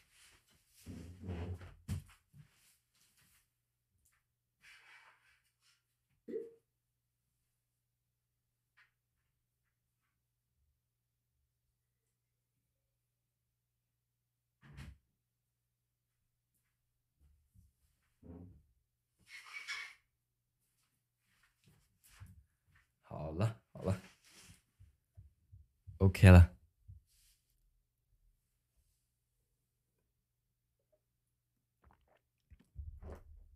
先看一下整个树这块儿，我们把这个石头画完，一块截图就行。好，大概的位置我们刚刚确定了，对吧？好，从它的左上角，是吧？来点重墨，然后把它的轮廓造型是吧，大致确定出来。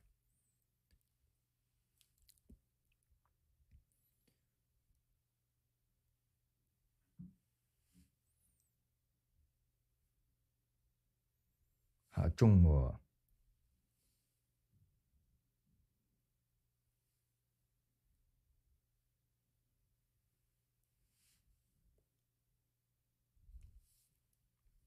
山峰的造型是吧？中间微微的加了一层结构线，微微的加了一层结构，然后呢，再往里边走是吧？稍微的皴一下，然后亮一点的地方，咱亮一点的地方，墨色边缘走一走，我们要稍微的来一些这种倾斜的，把墨色调淡一点。好，从上往下。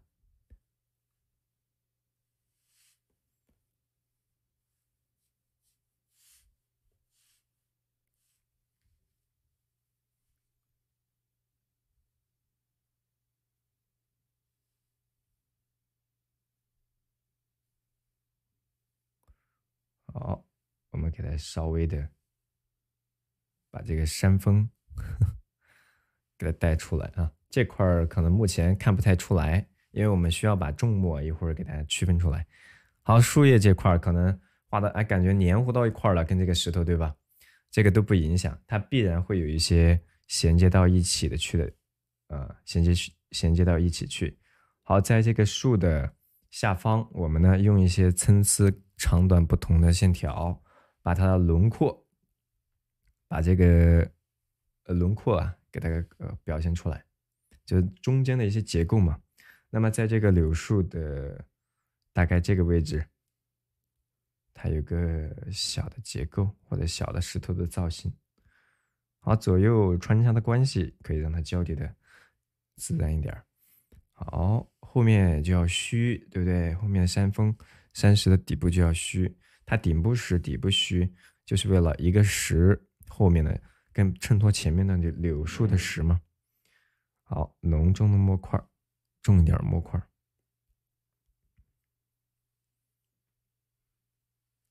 来推远一点啊。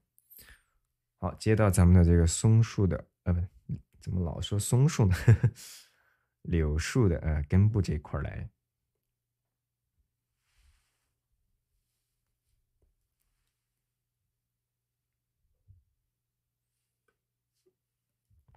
好嘞，好，从下往上，就适当的去皴擦底部，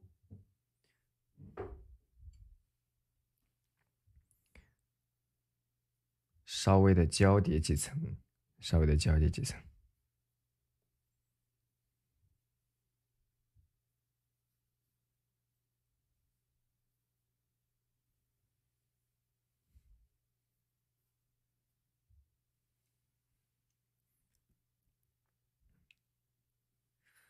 好，然后我们再从从上往下，把这个底部的小石块和后边的大的石头，稍作区分啊。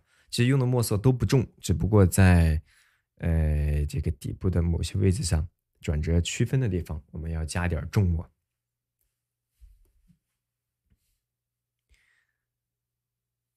天选打工人在坚持摸鱼，陪大家画画，陪大家聊天啊，陪大家摸鱼，摸到星期天。今天已经星期三了啊，过完星期三就是星期天了，快了。好，有的时候区分不开了，那么就复勾一下当然也要给它寸的呢相对平整厚重一些哈，这个后方的那块石头。越往边缘走，是吧？越往边缘走，它可能墨色越来越淡嘛。大概看起来有一个朦朦胧胧的造型。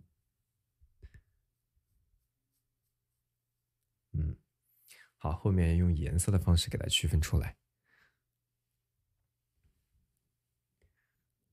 好，再喝一会儿就要上厕所了。好，然后我们用浓重的墨色啊，把咱的这个上方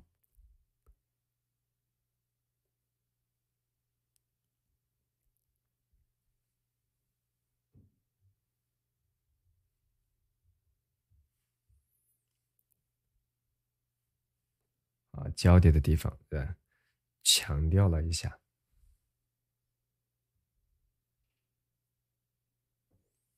强调区分开，是吧？这个画儿现在岩石这块塑造先到这儿，来我们退远看看整体，是吧？然后再来调整就可以了。底部我们需要怎么去加？包括我们下方的岩石的地方、缝隙的地方，你看这些地方我们不能完全留白哦。那小伙伴不注意，是吧？最后画的时候呢，它这个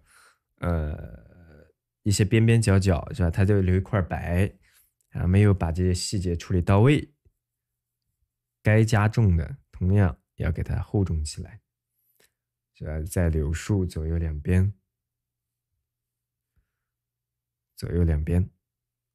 给它皴擦出来，然后再用淡墨，是吧？在这种交叠的结构的地方，用松动的笔触，是吧？区分一下。这个岩石就看起来很厚重了，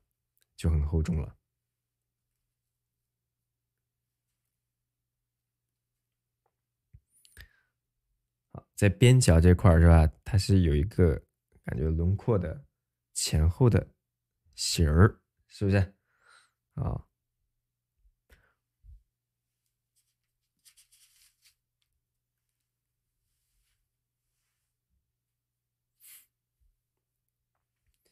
然后再往右侧走，我们就可以把这种小船啊、点景的这种杂草，是吧？给它画出来。我们把这个点景小船画了吧？今天你要看到我们这个画，那些说画了半天还在下方，一会儿就完了啊，一会儿就画完了。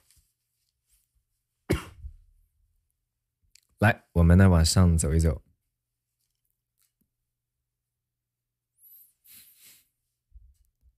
好，我们先画这个小船吧。这个小船呢，一叶扁舟是吧？停泊在这个浅滩旁边。好嘞。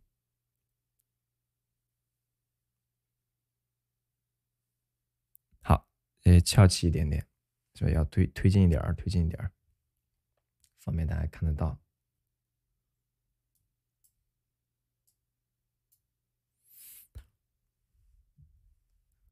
但这个船都在整个竖轴中间的右方哦，不要太过于这个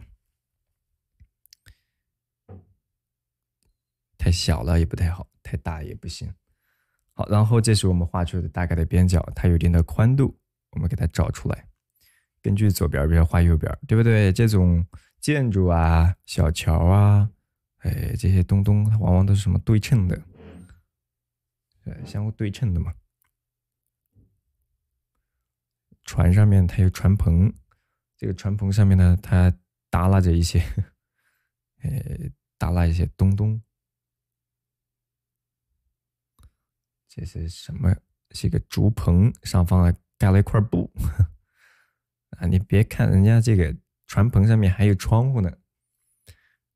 然后内部稍加装饰，就是在这个线条上，丰富一下。好，点景船只也是我们作为山水画的一个带大家了解的一个基础的内容啊，基础的内容。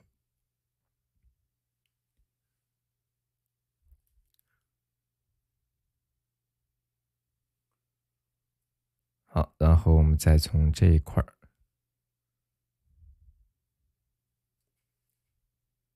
去丰富起来。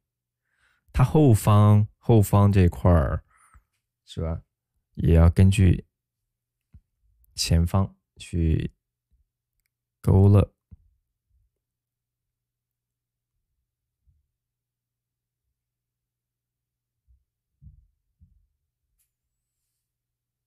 它的尾巴微微的翘起来一点，然后小船大约在它的后方这一侧呢，它是有一个护栏的感觉，也可以说是，也可能是它的主篙，撑船的主篙等等，不是特别的清晰。好，然后在这个小船上方是吧，我们有一些角度不同的。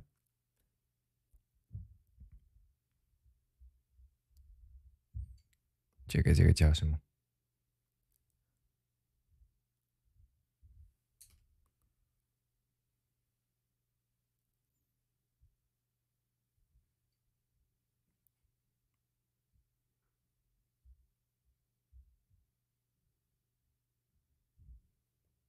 好，把这个小船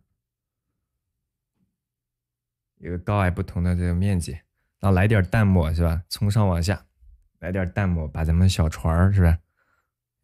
侧面和顶面区分开，来点淡墨就可以了。这不需要你去刻画太多内容，稍微的擦一擦就行。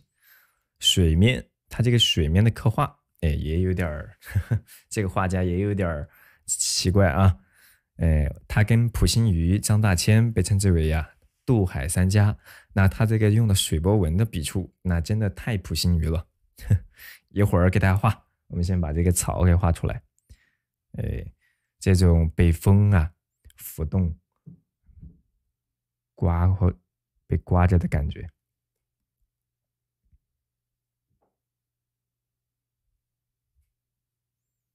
可以墨色微微的跳跃一点，在我们的岩石边角。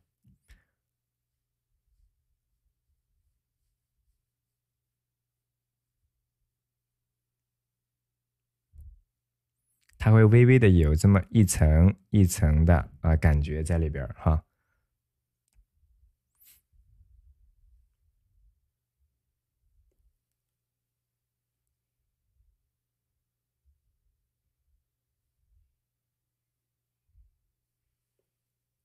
好，给它丰富起来。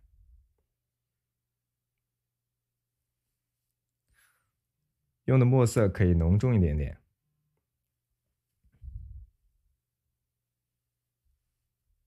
水波纹像你画的那种是吧？它这个笔法呢很有表现性，但是画起来确实不是那么容易。好，然后再往下边，小船这儿都可以遮挡住一点。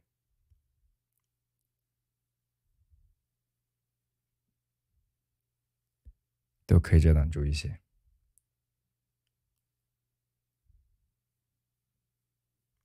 一叶扁舟是吧？在这种野渡之中，好，在该密集的地方加一加就行。好，退圆，看整体是吧？边角越往边角走，这些地方的叶片它是越来越矮的，而且墨色也会越来越淡。墨色也会越来越淡。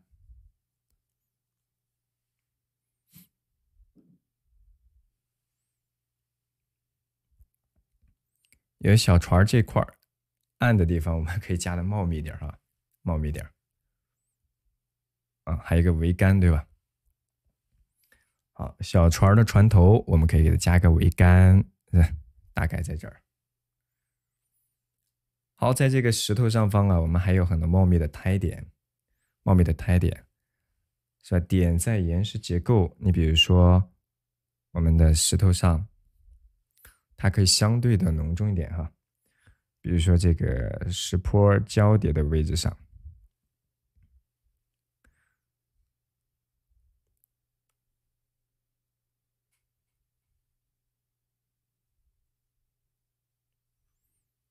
需要适当的用一些浓重的墨色，把这个画的层次区分开，通过一些跳跃的墨点，让这个画看起来也更加的丰富。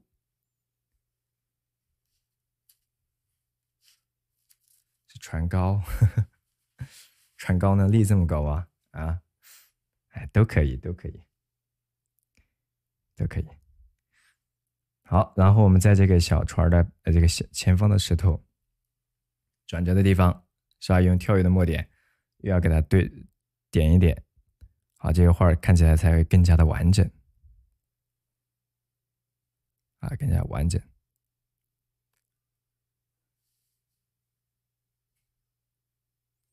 船上没有人，呵呵，野渡无人，舟自横嘛。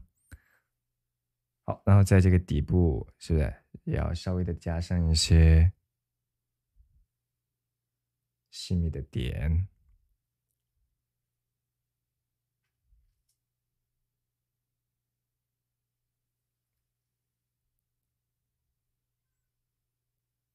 推远，推远。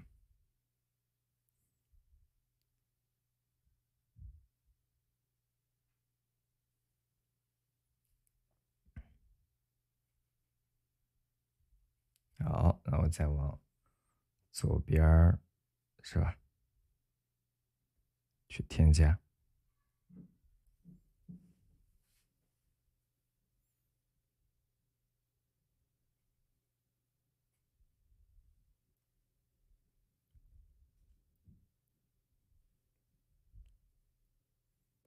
好，在这种边角点的呢，它稍微的要少一些，而且墨色不会特别的重。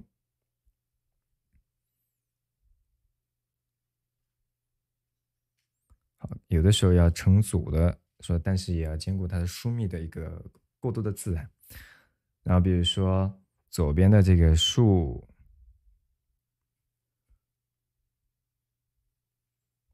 干上方，对吧？它很多茂密的笔点。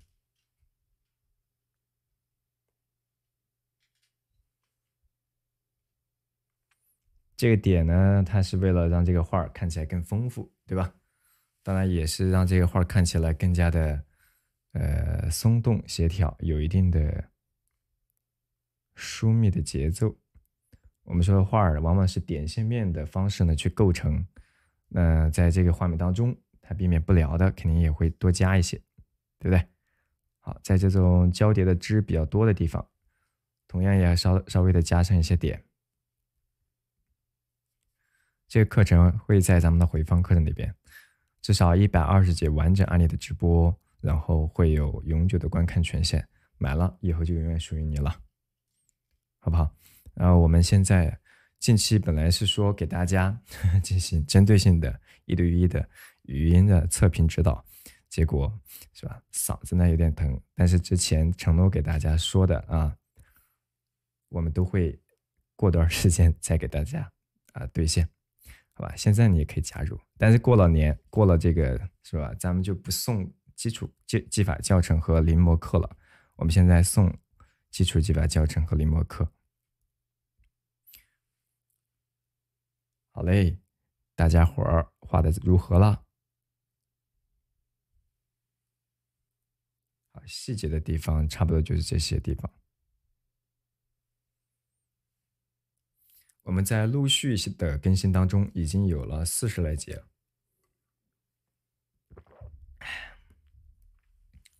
已经有了40来节，然后比如说有些地方叶片，好，我想给它添加一笔重一点的。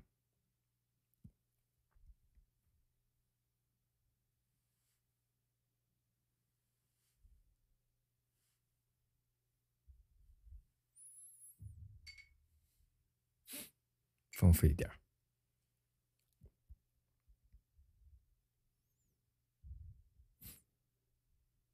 啊，这块我们感觉就是不够茂密嘛，现在就整体的稍微做一点调整，然后接下来我们就要处理的画面的远处了啊，处理画面的远处了。